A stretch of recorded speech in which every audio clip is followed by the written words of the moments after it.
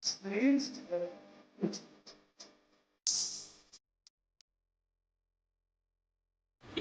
Up പ്രോസസ്സിൽ ഒരു കാര്യം കൂടെ നമ്മൾ ഓർത്തിരിക്കണം.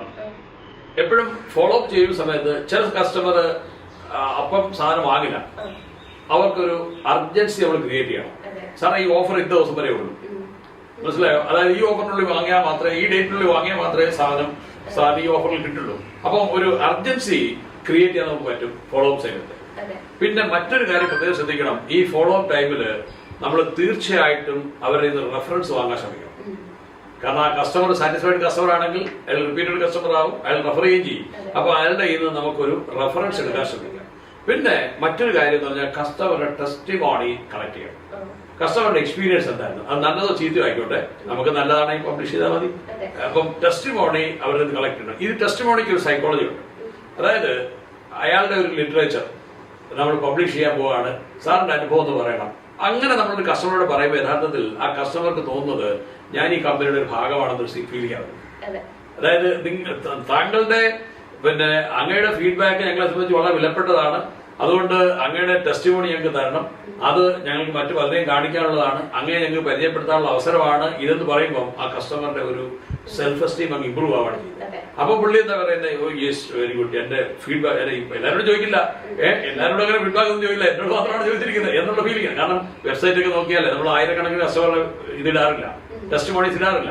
10, 15, 20 ടെസ്റ്റിമോണീസ് ഒക്കെ ആയിരിക്കും ഇടുന്നത്. അപ്പൊ ഈ ടെസ്റ്റിമോണി വെബ്സൈറ്റിലേക്ക് വരുമെന്ന് പറയുമ്പോൾ വളരെ സന്തോഷമായി.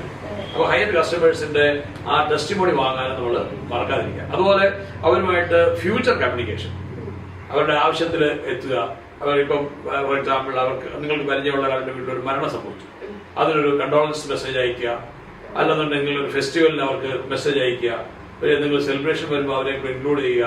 പിന്നെ മാത്രമല്ല ഫോളോ അപ്പിന്റെ ഭാഗമായിട്ട് നിങ്ങളുടെ കമ്പനി എന്തെങ്കിലും പുതിയ പ്രൊഡക്റ്റുകളോ സർവീസുകളോ ഫ്രീ ഗിഫ്റ്റ് അങ്ങനെയുള്ള ഓപ്പർച്യൂണിറ്റീസ് എല്ലാം കൊണ്ടുവരിക. ന്യൂ പ്രൊഡക്റ്റ് വരുമ്പോൾ ഇൻട്രൊഡ്യൂസ് ചെയ്യാനുള്ള സാഹചര്യം, ഇതെല്ലാം ഈ ഫോളോ റിലേഷൻഷിപ്പ് കൊണ്ട് നമുക്ക് സാധിച്ചെടുക്കാം. അതുകൊണ്ട് ഫോളോ വളരെ ഇമ്പോർട്ടന്റ് ആണ്. അതായത് റിയൽ കസ്റ്റമർ, അതായത് റിയൽ സെയിൽസ് പേഴ്സൺ, ഈ പറയുന്ന 7 സ്റ്റെപ്പും ചെയ്യുന്ന ഒരാളെ മാത്രമേ നമുക്ക് റിയൽ സെയിൽസ് പേഴ്സൺ പറയാൻ പറ്റുള്ളൂ. അവരുടെ ഗ്രോത്ത് അത് വളരെ എടുത്തു പറയേണ്ട സംഗതിയാണ്. ഇങ്ങനെ ഈ 7 സ്റ്റെപ്പ് ഫോളോ ചെയ്യുന്നവരുടെ ഗ്രോത്ത് മറ്റുള്ളവരെ അപേക്ഷിച്ച് നോക്കിയാൽ 85% കൂടുതലാണ്. ഇത് പല സെയിൽസ് പേഴ്സണും എംപ്ലോയറും മനസ്സിലാക്കുന്നില്ല.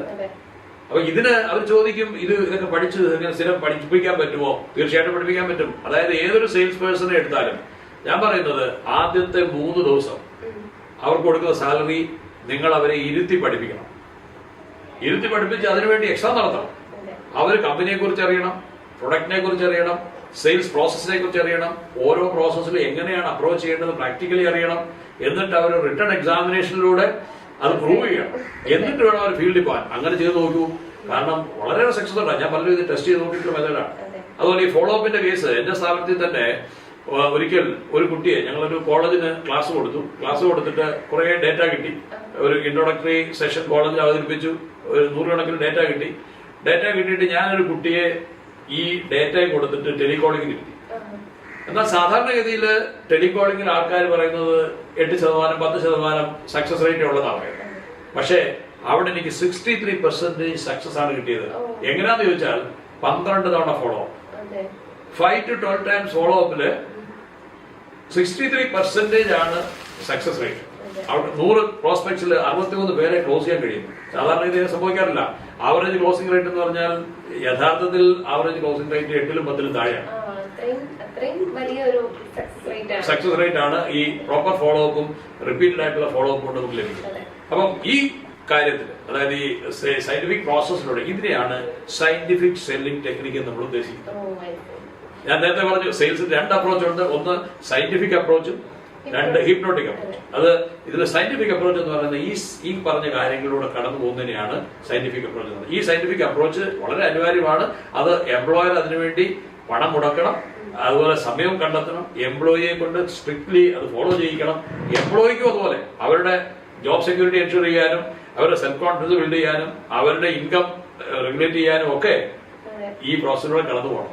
പലരും ഇത് മനസ്സിലാക്കാത്തതാണ് സെയിൽസ് വേ ആളുകളെ കാണുന്നത്. മനസ്സിലായല്ലോ? അപ്പൊ നമുക്ക് ഈ ഫസ്റ്റ് പാർട്ട് നമ്മള് ഈ സയന്റിഫിക് സെല്ലിംഗ് എന്ന് പറഞ്ഞാൽ ഇതാണ്. ഓക്കെ, ഇനി നമ്മൾ ഹിപ്നോട്ടിക് സെല്ലിംഗിനെ കുറിച്ച് വിശദമായിട്ട് സംസാരിക്കാം.